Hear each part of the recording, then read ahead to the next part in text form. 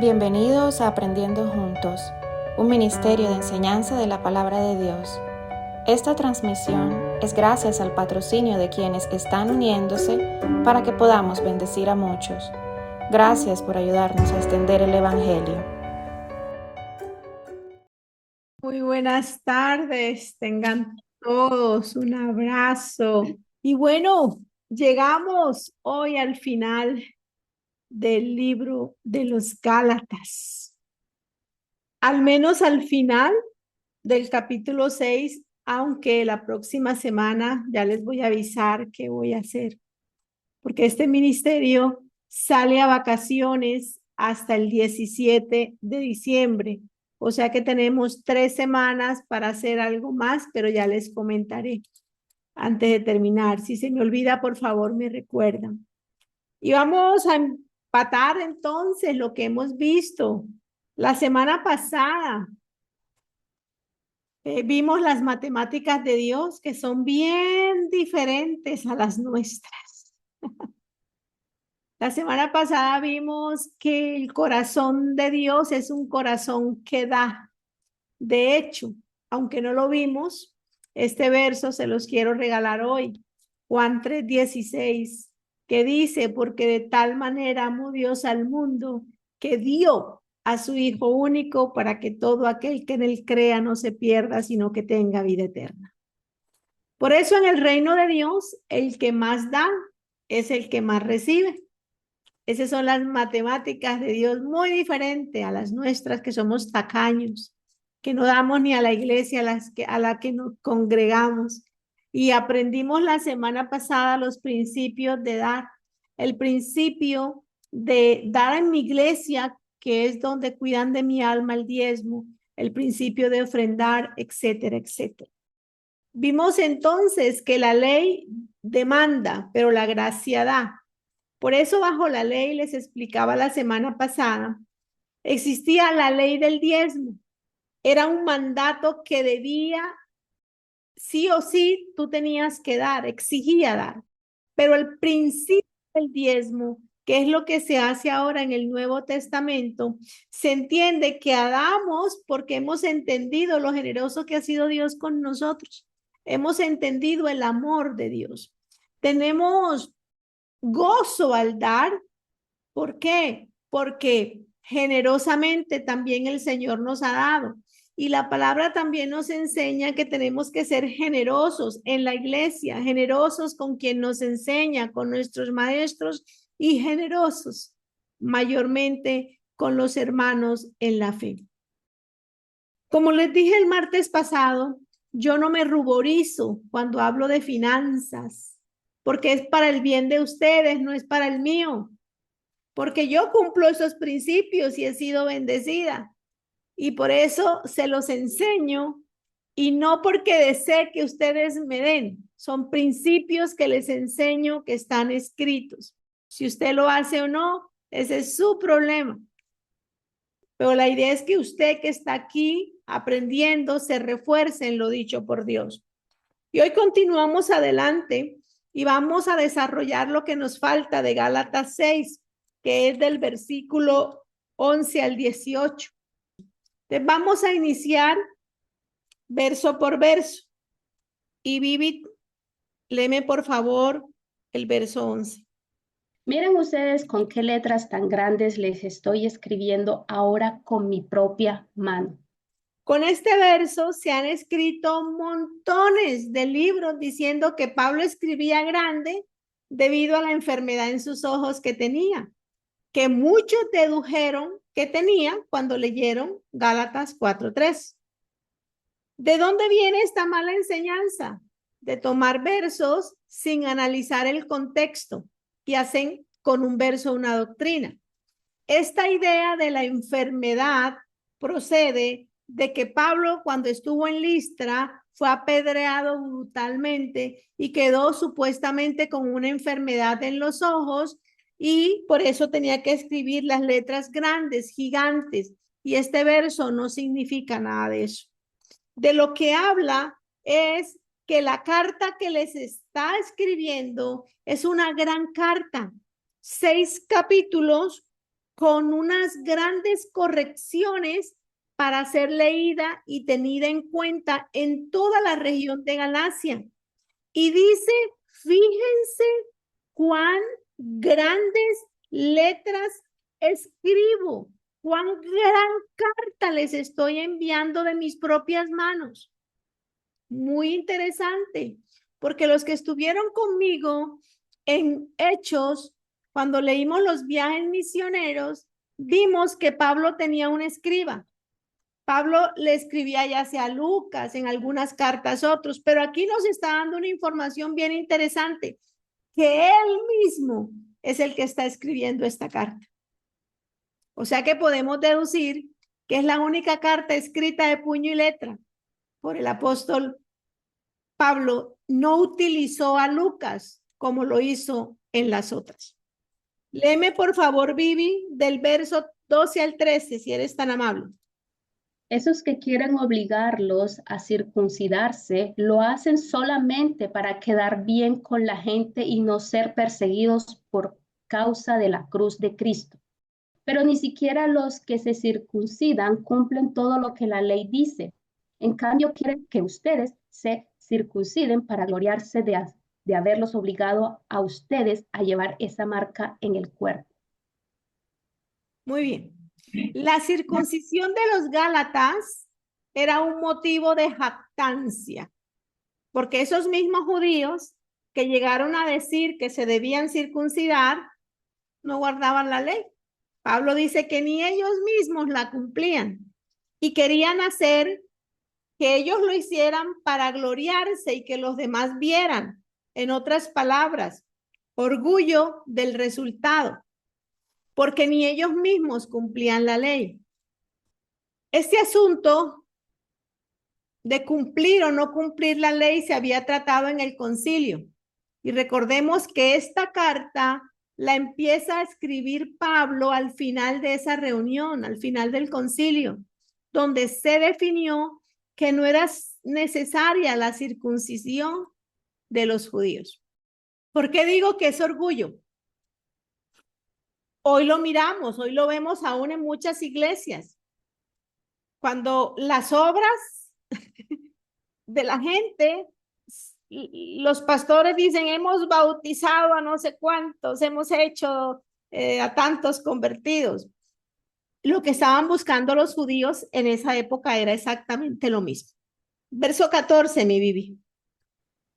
En cuanto a mí, de nada quiero gloriarme sino de la cruz de nuestro Señor Jesucristo, pues por medio de la cruz de Cristo el mundo ha muerto para mí y yo he muerto para el mundo. Pablo nos da un consejo a todos con este verso, diciéndonos que no nos gloriemos del resultado, ni de la grande predicación, ni de cuántas personas hemos llevado al bautismo, etcétera, etcétera, sino que nos gloriemos de la cruz, de todo lo que Cristo hizo por nosotros. El objetivo de cualquier predicación, de cualquier evangelización, de cualquier campaña de ganar almas, de cualquier iglesia, etcétera, etcétera, es llevar a la gente a depender de Cristo y de lo que Él hizo en la cruz, que se los he venido reiterando en este libro de los Gálatas mucho. El objetivo del pastor no es que la congregación dependa de él, de sus oraciones, de su imposición de manos, sino que enseñar a la congregación a depender directamente de Cristo. Verso 15, mi Bibi. De nada vale estar o no estar circuncidados. Lo que sí vale es el haber sido creados de nuevo. De nada te sirven las obras.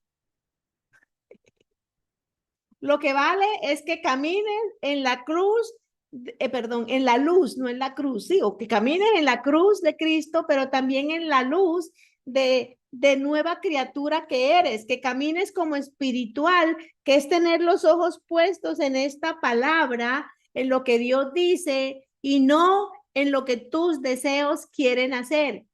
De nada vale tus obras, de nada vale lo que tú quieras hacer. Aquí lo único por lo que tenemos que gloriarnos todos es por lo que Cristo hizo por nosotros. Gracias a lo que Él hizo, hoy estamos en una posición de ¿qué? De justificados delante de Dios, perdonados, adheridos, redimidos, amados, etcétera, etcétera, etcétera, de todas las cosas que hemos aprendido en los anteriores versos. Muy bien, 16, Viviana.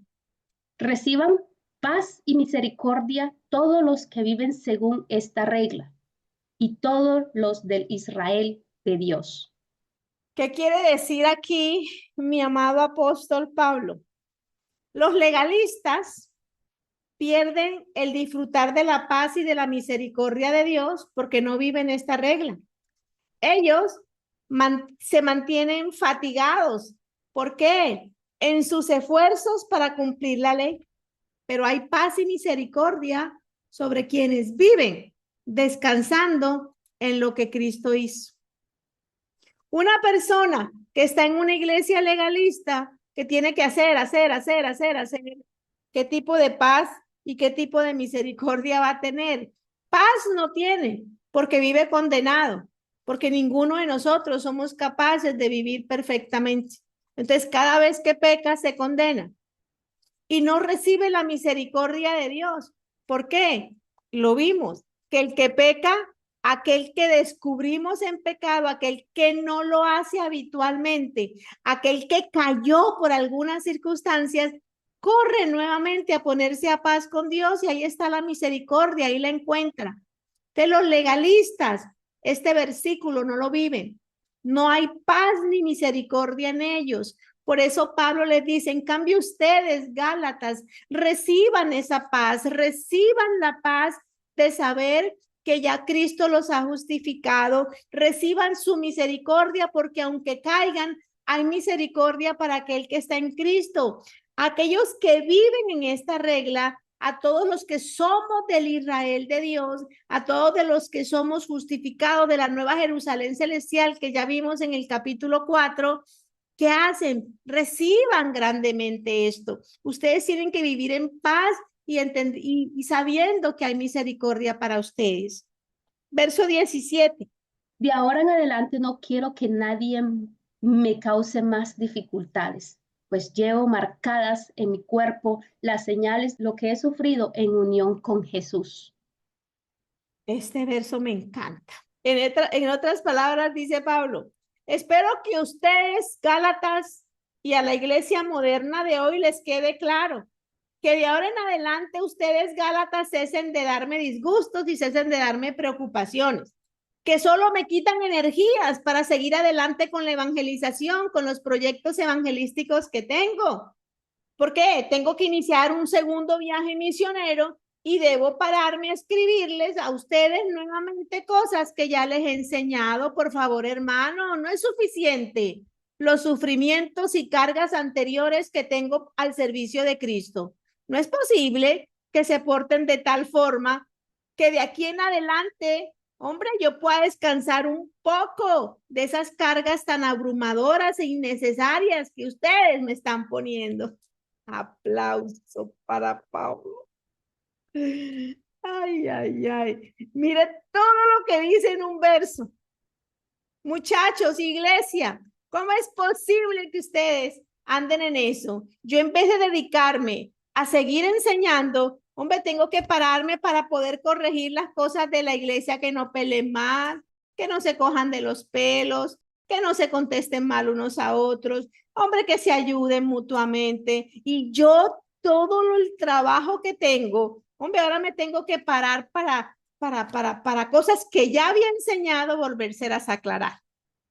Grande Pablo, porque les digo la verdad, muchos siervos de Dios, y escúchenme atentamente, abran sus oídos y abran su corazón con lo que les voy a decir. Muchos siervos de Dios en nuestros tiempos se ven obligados a perder salud física, además de fuerzas morales y psicológicas al intentar solucionar entre hermanos dificultades que no tienen razón de ser si sencillamente aplicaran lo que se les ha enseñado. Algunos ni miran la cámara. Algunos como que, ups, es verdad. Si al menos aplicaran lo que se les enseña, no tuviéramos tantos ministros, aún incluso gente renunciando de su llamado, porque la gente en la iglesia los trata mal. Perdónenme, muchachos, yo sé que el que es llamado, Dios le refuerza sus fuerzas, todo lo que hemos aprendido. Pero yo sí les digo, uno también es de carne. A uno también le duele que hablen mal de uno. A uno también le duele que lo descuarticen a uno y uno haciendo el bien y todo el mundo cayéndole encima. Llega el momento que uno dice, ¿saben qué suerte? ¿Saben qué suerte? Porque esto hace que uno pierda las fuerzas y el tiempo que uno necesita para adelantar otros asuntos del reino de Dios. Así que si aquí hay personas que se están comportando como los Gálatas, cojan juicio, por favor. Empecemos a madurar y aprender lo que aquí y aplicar, aprender y aplicar lo que se les está enseñando. De mi parte les digo, a mí nadie me ha apedreado, gracias a Dios, pero yo sí llevo marcas en mi cuerpo, a lo mejor no visibles, pero la persecución que enfrento últimamente, las habladurías, los chismes de gente que se expresa mal de uno, ver a la gente que ha pasado por este ministerio años y años aprendiendo y aprendiendo y después se van y se despiden de uno y no solamente no conforme con eso, sino que ni siquiera dan gracias y al menos algo, ¿no? Es que hasta mal hablan de uno. Y no, muchachos, de verdad, uno como pastor, como ministro del Señor, también tiene los mismos sentimientos que ustedes. Eso duele, pero ¿saben qué? Yo sí les digo algo. Yo le pido a Dios, pronto viene el cierre de este año y me voy a tomar un descanso recontra que te merecido y en serio, porque de verdad lo necesito. Y que nadie me cause dificultades. ¿Por qué? Porque este ministerio va a seguir enseñando con mucha fuerza en el 2025 y no vamos a desmayar lo que el Señor nos ha llamado a hacer. Pero yo sí necesito un descanso este año porque ha sido un año muy duro, muy duro, muy duro. Y me voy a dedicar esas 3 semanas, 4, las que pueda tomarme, a completamente cuidados intensivos. Ustedes saben cuando uno entra a cuidados intensivos lo que pasa. O sea, me voy a poner así la vena para que entre la palabra de Dios en mi sangre. Para venir, ¿qué? Aunque con 1 o con 1000 que quieran oír, la enseñanza la vamos a seguir dando. Pero les digo, llega un momento en que uno también se cansa, ¿verdad? Pero gracias a Dios que Él no nos deja, alguien me regaló este verso, Él no nos deja agobiar más de lo que podemos soportar. Y aquí vamos, con muletas, porque estoy terminando el año con muletas. Literalmente se los digo, porque ustedes saben que yo no me freno para mostrarles mi humanidad. Mal haría yo en decirles lo que no siento. Estoy terminando casi que en silla de ruedas, en muletas, emocionalmente, no físicamente, emocionalmente. Pero sé que estos días que me queden, voy a meterme en cuidados intensivos de Dios y vamos a venir mucho más agresivos en el 2025 como ministerio a hacer lo que Dios nos ha llamado a hacer sin que nos dé sustico, nada. Y que en ese caminar, el grupo que tengo, Viviana, Eleonora, el pastor Andrés, la pastora Amalia, Jorlane, Ana, donde están en Colombia, se pongan también el overol, porque vamos para adelante. Verso 18. Hermanos, que nuestro Señor Jesucristo derrame su gracia sobre todos ustedes. Amén. Amén, Pablo. Gracias lo que necesitamos sobre nosotros para caminar con la luz que nos está mostrando esta carta. Qué espectáculo, Gálatas. porque después de hablarles tan fuerte en los anteriores capítulos, a partir del 5 y del 6, los lleva a que esta gente nuevamente entienda quiénes son en Cristo. Les vuelve a recordar su identidad. Y esto es lo más importante en nuestro llamado, hacer que la gente entienda quiénes son en Cristo, que aunque hayan caído, siguen siendo hermanos, siguen siendo nuevas criaturas. Esto nos puede pasar, pero nosotros no podemos levantarnos en nuestras propias fuerzas. Pero en Cristo todo lo podemos. En Cristo somos más que vencedores, dice su palabra. Que puedes fallar, sí, pero es Dios que te da la gracia, que te levanta, que te da el favor para que puedas decirle cero más. Yo no me vuelvo a enredar con pecado. Yo no vuelvo a pensar más en mi pasado, porque ahora que estoy en Cristo, nueva criatura soy. Las cosas viejas pasaron, todas, absolutamente todas, dice la palabra, fueron hechas nuevas. Todas, en donde en mi espíritu, en mi alma y en mi cuerpo, todo fue hecho nuevo. Y así como Pablo le terminó con los Gálatas recordándoles quiénes son en Cristo, yo quiero terminar de la misma manera el día de hoy con el cierre de esta carta, diciéndoles, tu espíritu sufrió una completa e instantánea transformación, cambió totalmente al hacer a Jesucristo tu Señor.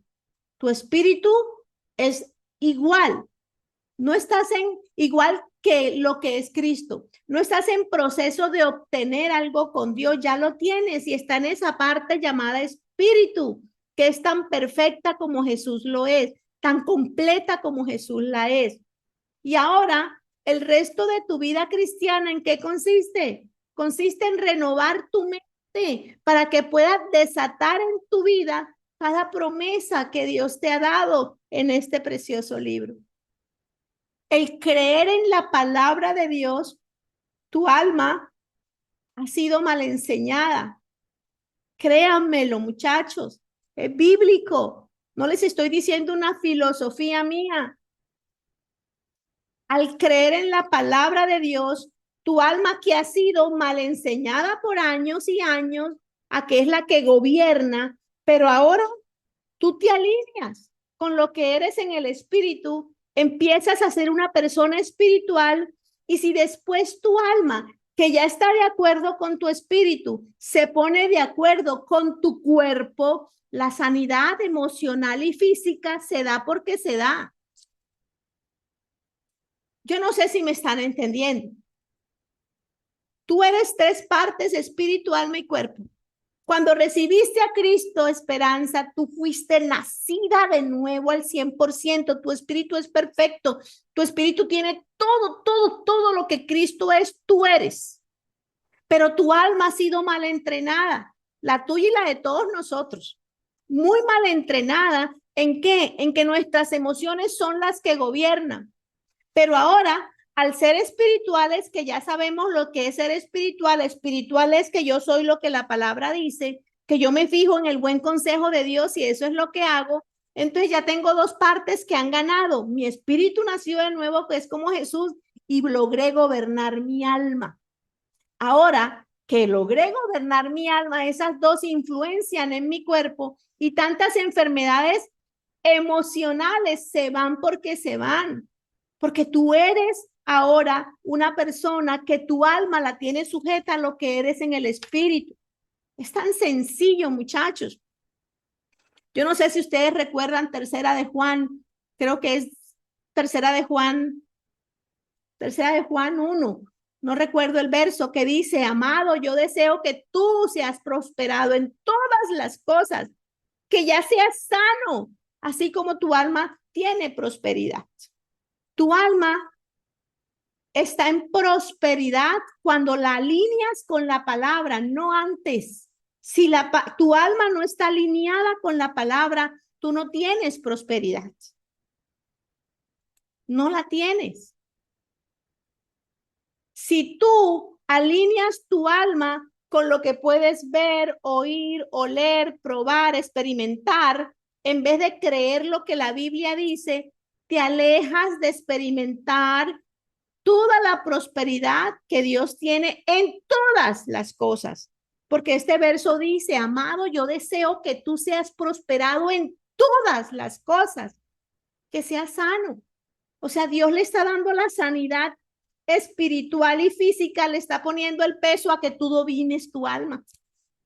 Entonces, ¿cómo vas a tener sanidad física si tu alma anda enredada con emociones? ¿Cómo vas a tener sanidad de tu interior, de tu ser, si tu alma sigue enredada en los recuerdos? Ahí puso Viviana, tercera de Juan 1:2. Gracias, Vivi. No puedes hacerlo, no hay forma. Por eso Pablo dice, entiende, no te gloríes de ser menos pecador que un hermano, sino que somete a prueba tus propias obras, que tu foco sea dominar tu carne, tu alma, antes de fijarte en los errores de los demás.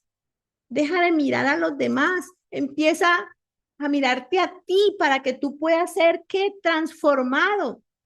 Porque es que en la iglesia nos miramos tanto a los demás, que si habló, que si no habló, que si se pintó, que si no se pintó, que si se puso tacón, que si no se puso, que si llegó temprano, que si llegó tarde, que si sentó adelante, que si se sentó atrás, que si es amigo, que si no es amigo. O sea, unas cosas, muchachos. Cuando Dios nos está diciendo, mira, fíjate en ti, en tu crecimiento personal, fíjate en tu dominar tu alma, fíjate en tu dominar esos impulsos que son nada que ver espirituales, que son carnales, domínalos. Ese debe ser tu foco. Tú eres descendiente de Abraham, también nos dijo Gálatas muchas veces. ¿Por qué? Porque tú crees en Cristo y tienes promesas, lo leímos en dónde, miren, aquí en Gálatas 3, en el verso 29, dice la palabra. Y ahora ustedes le pertenecen a Cristo, son verdaderos. Todas las personas que le pertenecen a Cristo son verdaderos hijos de Dios. ¿Por qué? Porque son hijos también de Abraham, son sus herederos. ¿Y son herederos de quién? De la promesa que Dios le dio a Abraham. También ahora nos pertenece a nosotros. Y yo no sé si usted entiende 100% lo que usted está leyendo.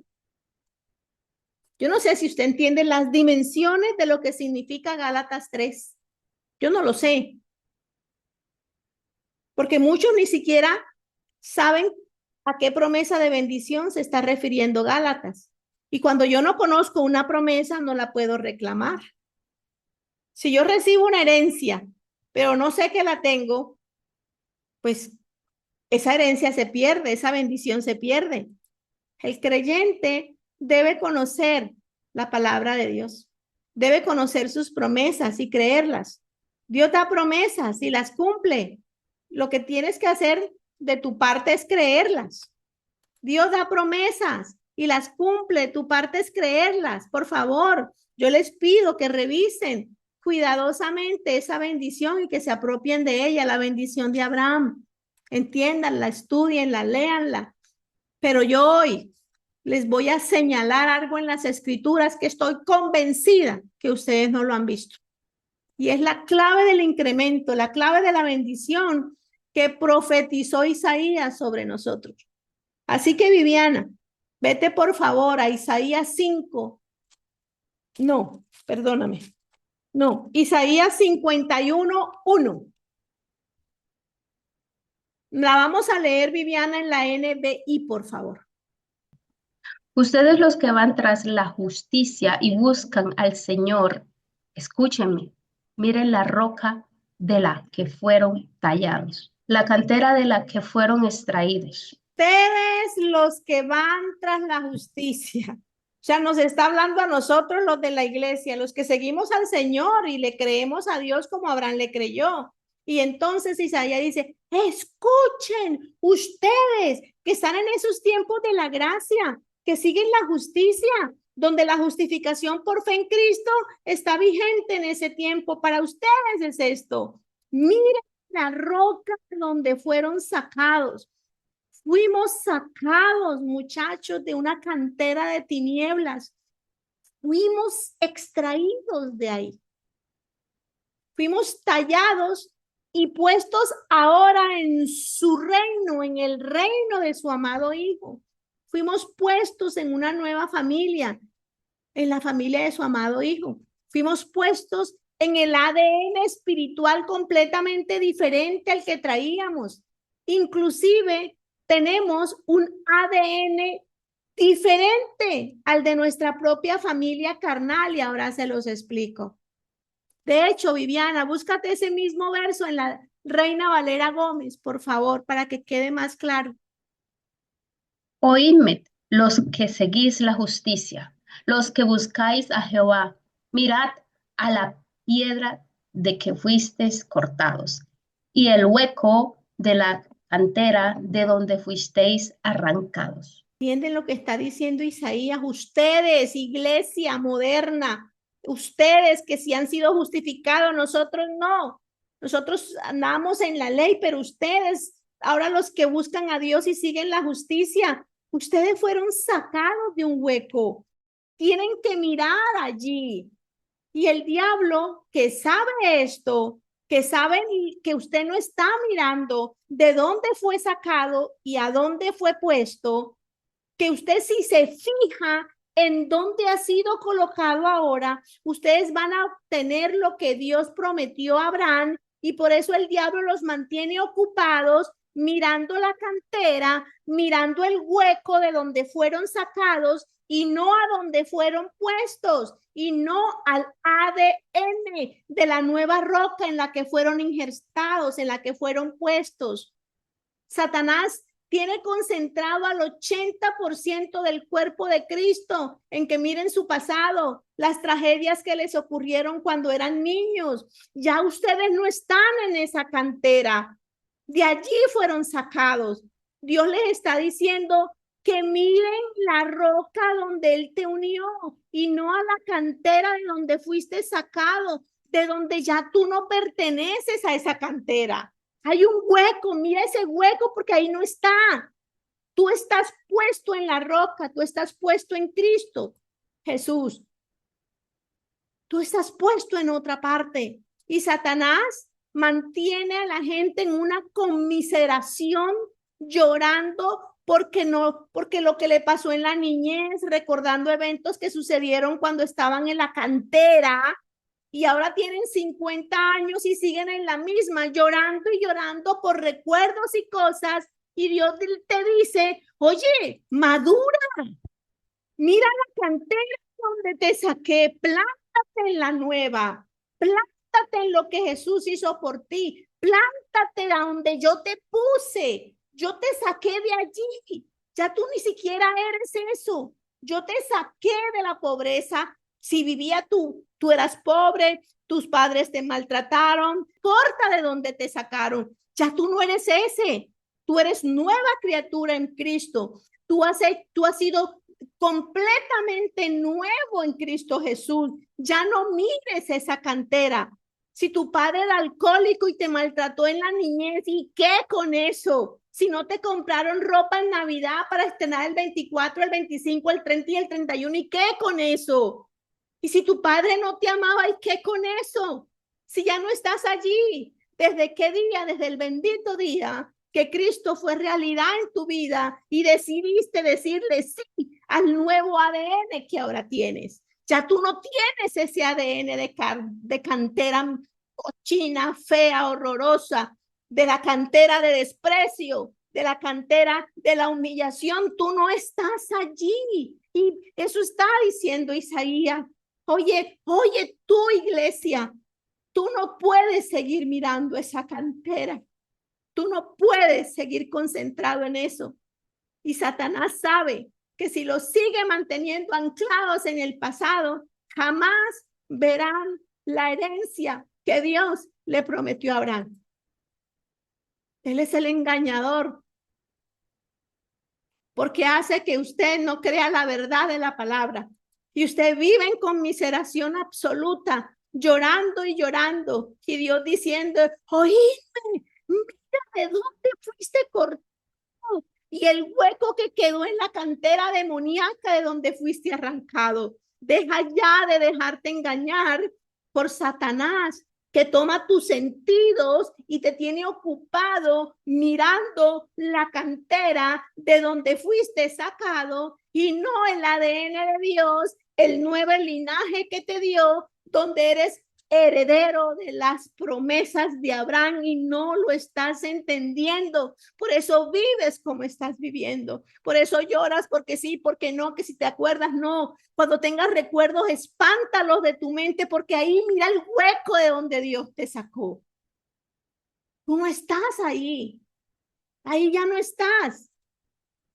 Y mira lo que sigue diciendo Isaías 51, verso 2. Viviana. Mirad a Abraham vuestro padre y a Sara que os dio a luz, porque cuando no era más que uno solo, lo llamé y lo bendije y lo multipliqué.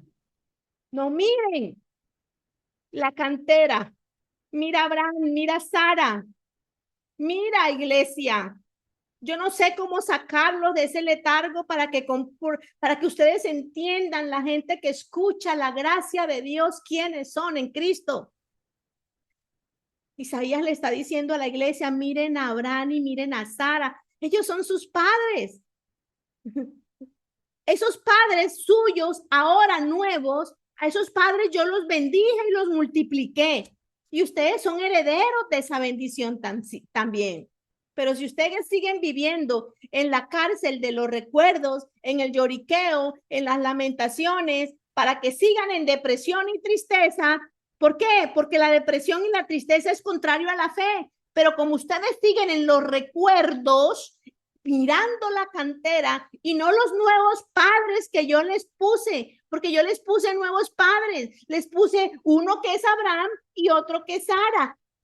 Ese es su ADN y a ese ADN yo los bendije y los multipliqué. Y como yo los bendije y los multipliqué, y Gálatas me dice que yo soy heredero de las promesas de Abraham, por ende yo soy bendecido y soy multiplicado. Yo no puedo seguir lamiéndome y triste y llegó diciembre y estoy solito, nadie me quiere, todos me odian, soy un pobre gusanito, ¿qué voy a hacer con mi vida? Dios mío, mi papá no me ama, mi mamá tampoco, y yo quería ir, pero ya no voy. Y en una tontería, cuando ustedes ya no están ahí, cuando ustedes ya no están ahí. Si usted está en estas, mirando lo que no tiene que mirar, corríjase, porque Dios ordenó al hijo que lo busca, al que sigue su justicia, que solo mire el hueco de la cantera de donde fue sacado para llenarse de fe y nuevamente entender el ADN en Cristo que tiene y mirar a Abraham, su padre en la fe, y a Sara, su madre en la gracia, para que vea la herencia de bendición y la herencia de multiplicación que usted tiene. O sea, ¿usted me está entendiendo?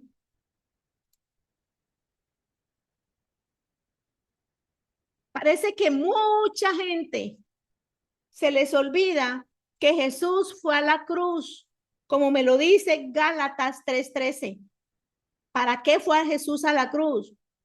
La Biblia dice que Él nos rescató, Cristo nos rescató de la maldición de la ley, haciéndose maldición por causa nuestra, porque las escrituras dicen, maldito aquel que es colgado en un madero. ¿Qué me está diciendo Gálatas? ¿Para qué fue Cristo a la cruz? Lo hizo para recibir las maldiciones de esa cantera en la que usted estaba, para él tener derecho a sacarlo de esa cantera. ¿Y qué? Lo rescató, lo sacó, pero no te dejó ahí tirado, no te dejó ahí a la mira a ver qué vas a hacer. No, no, no, no, no, no, no. Te sacó de una parte y te puso en otra parte. Por eso el verso 14 de Gálatas 3 dice, y esto sucedió ¿para qué? Para que la bendición que Dios le prometió a Abraham nos alcanzara a nosotros los gentiles por medio de Cristo Jesús. Eso lo hizo para que por fe recibiéramos lo que Dios le dio a Abraham. Nos sacó para bendecirnos.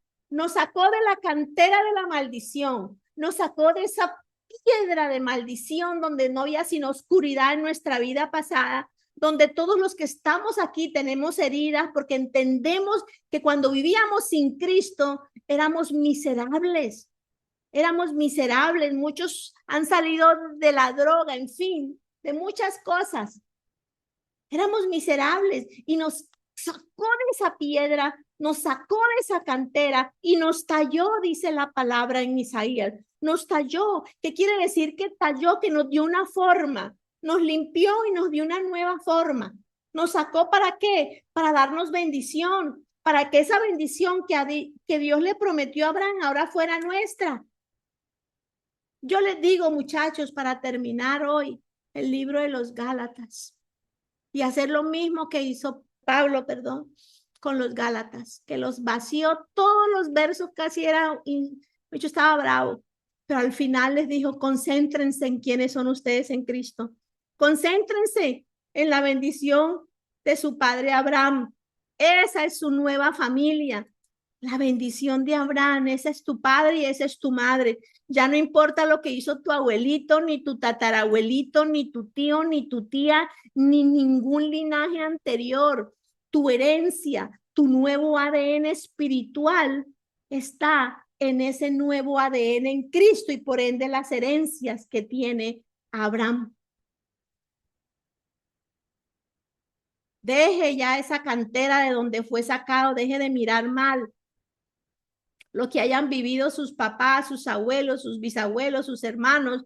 Ahora no importa, porque lo que importa es la promesa dada a Abraham que ahora te corresponde a ti. Eres bendecido y serás de bendición para otros. El único impedimento que tiene usted para recibir eso es la duda en lo que Dios dice en su palabra. Quite ese impedimento y usted va a ver bendición en su vida, sus empresas, sus trabajos, su familia. Estamos bajo un pacto completamente diferente. Isaías nos escribe, qué dicha ustedes, los que siguen la justicia. Qué dicha que son herederos de Abraham. Que ahora la iglesia también tuviera esa misma bendición. Basta ya, muchachos, de que mis papás eran brujos, me hicieron una limpia cuando era pequeño. Ahora por eso los espíritus me reclaman y yo no avanzo. Todo se mueve en mi casa, los vasos, todo se mueve. Y yo no sé qué hacer para que se vayan esas energías, pastora, qué miedo. ¿Y dónde está su identidad, muchachos? ¿Dónde está el demonio? ¿Cómo así que un hijo de Dios teniéndole miedo al diablo? No debería ser al revés, pues. Si somos comisionados para ir a sacarlos, ¿cómo así que qué susto? ¿Cuál susto? Usted se para en la identidad de hijo que tiene. Usted reprende cualquier cosa que no sea, que venga contraria a dañar su casa, su familia, su finanza, su empresa, su salud. Usted reprende, porque usted es el de la promesa. Satanás no, Satanás tiene solamente una y es que será echado al lago de azufre y fuego. Esa es la única que le espera. Pero usted, la posición de hijo, a usted le dejaron a Satanás debajo de sus pies, no encima. Así que no coja la palabra y la invierta. Es que un hijo de Dios llorando porque es que hay un demonio. ¿Cómo es la cosa, muchachos? Usted está empoderado, dice Dios. Y a los que mandó, Él empoderó para hacer muchísimas cosas. Y usted, aunque no sea pastor, aunque no sea evangelista, que no sea maestro, aunque no sea ninguno de los ministerios, usted tiene el ministerio mayor que es el de Cristo. El de Cristo. Crean la palabra, crean lo que la palabra dice. Que si alguno en Cristo está, nueva criatura es. Las cosas viejas pasaron, todas fueron hechas nuevas. ¿Y qué pasa, muchachos? Porque algunos me dirán, pero bueno, yo no veo nada. Listo, entendí, pastora. Ok, yo voy a salir ahora con la armadura de Dios a atacar todos los dardos del enemigo. No me vuelve a engañar. Pero mire, pastora, realmente yo no estoy viviendo ni en la prosperidad ni en la bendición que Dios le dijo a Abraham. Y si estoy en una mala situación, ¿qué pasa, pastora? Porque yo, ok, ya entendí que debo mirar a donde tengo que mirar. Pero ¿y si no estaba obteniendo los resultados, qué pasa? Bueno, sigue leyendo, Viviana, Isaías 51, pero ahora el verso 3, en la Reina Valera Gómez, por favor. Y yo necesitaría, sería para mí, mejor dicho, si todos me prenden las cámaras y yo las pudiera ver. Porque esto es importante, muchachos, que yo vea sus ojos. Es importante que yo vea que usted me está entendiendo. Ciertamente consolará Jehová a Sión, consolará todas sus soledades, y cambiará su desierto en paraíso, y su soledad en huerto de Jehová. Se hallará en ella alegría y gozo, alabanza y voces de canto. Ustedes y yo somos del monte de Sión, de la Jerusalén celestial, que habla Gálatas 4, en la alegoría entre Sara y Agar, que se las voy a explicar a los que quieran asistir el próximo martes. Voy a dedicarme solamente a explicar esta alegoría. ¿Y qué dice? Dios va a tener piedad. Eleonora, Dios va a consolar tus soledades, dice la palabra. Cambiará lo que ahora parece desierto y muerto en alegría y gozo. ¿Y qué va a pasar? Que de ti van a salir cánticos de alabanza cuando esas ruinas y esas tierras secas las veas convertidas en un jardín precioso y tu lamento será convertido en canto, dice el Señor. Muchos llevan demasiado tiempo mirando la cantera y muchos se molestan conmigo porque no soy la pastora que llora con usted y le digo, ay, sí, qué horrible cómo te trataron de mal. Vamos a hacer sanidad interior, ni oro por la lista de tus antepasados para librarte de las maldiciones generacionales. Yo no hago eso. Soy de las que digo, escúchame, tú que sigues la justicia y buscas al Señor, mira la roca de donde fuiste sacado. Mira la roca de donde fuiste sacado, extraído, y concéntrate en tu identidad de hijo y en la herencia de Cristo. Eso es lo que tienes que mirar. Todo lo demás es mentira de Satanás que te quiere seguir anclando en los recuerdos de lo que ya no eres, porque de ahí te sacó el Señor. Esa no es tu cantera. Tu cantera se llama la piedra en Cristo Jesús. Los que estuvieron conmigo en el estudio que di, yo soy el cristiano que el diablo teme. Oyeron muchas cosas de mi testimonio personal de una mujer criada con un padre alcohólico y golpe tras golpe.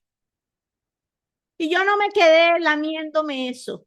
El día que yo recibí al Señor y vi qué criatura nueva era, ¿qué hice yo? Concentrarme en mi nueva identidad en Cristo. Así que cuando a mí me vienen que sí, que el demonio, que no sé qué, yo digo, yo no soy ese, es que yo no, todo lo que yo haya hecho atrás, quedó atrás. Nueva criatura soy en Cristo Jesús. Yo no soy la que era en esa cantera, soy nueva criatura y todo en mí fue hecho nuevo.